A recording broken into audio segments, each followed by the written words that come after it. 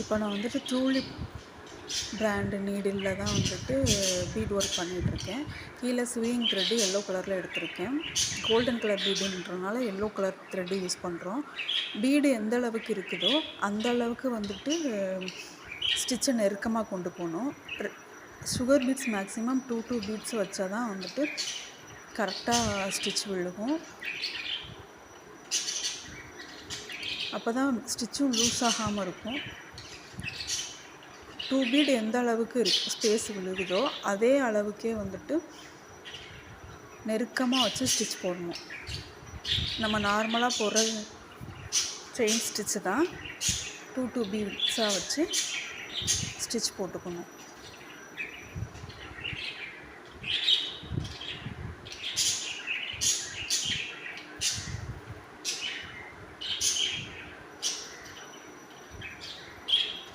Two beads வச்சு இது பண்ணிவிட்டு கடைசியாக ஒரு எண்ட் நாட் போட்டு இந்த ஸ்டிச்சை முடிச்சுக்கலாம்.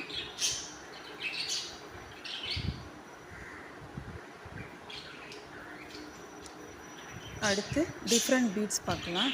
இது வந்துட்டு வீட் பீடுன்னு சொல்லுவாங்க. இது கோதுமை மாதிரி இருக்கனால இது கோதுமை பீட்ஸ்ன்னு சொல்லுவாங்க. அந்த ஸ்டிச்சை வந்துட்டு அந்த பாசி எவ்வளோ இருக்குதோ அந்த அளவுக்கு வச்சுக்கணும்.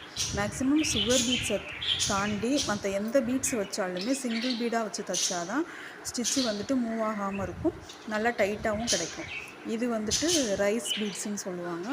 இது ரைஸ் பீட்ஸ்லேயே பெரிய சைஸு. இதுவுமே வந்துட்டு ஸ்டிச் அந்த பீட்ஸ் என்ன சைஸ் இருக்கோ அதை மெஷர் பண்ணி அதுக்கு பக்கமாக ஒரு ஸ்டிச் போடணும். அந்த ஸ்டிச்சு வந்துட்டு அப்போ தான் டைட்டாக இருக்கும். இது வந்துட்டு 3 mm பீடு. இதுவுமே சிங்கிள் பீட்ஸாக வச்சு போட்டாலும் நல்லாயிருக்கும்.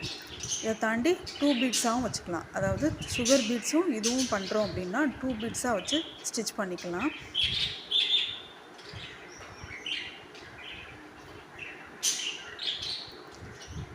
அதை கீழே வந்துட்டு பீட்ஸ் வச்சோடனே கீழே வந்துட்டு த்ரெட்டை கொஞ்சம் இழுத்தோன்னா மேலே வந்து த்ரெட்டு டைட்டாகிடும், பீட்ஸு நகராமல் இருக்கும்.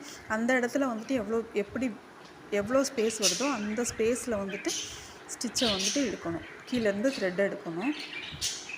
அப்போ தான் வந்துட்டு ஸ்டிச்சு அடுத்தடுத்து பீட்ஸ் போடும்போது டைட்டாக ஆகும். இது வந்துட்டு 5 mm பீட்ஸு. இதுவுமே அப்படி தான்.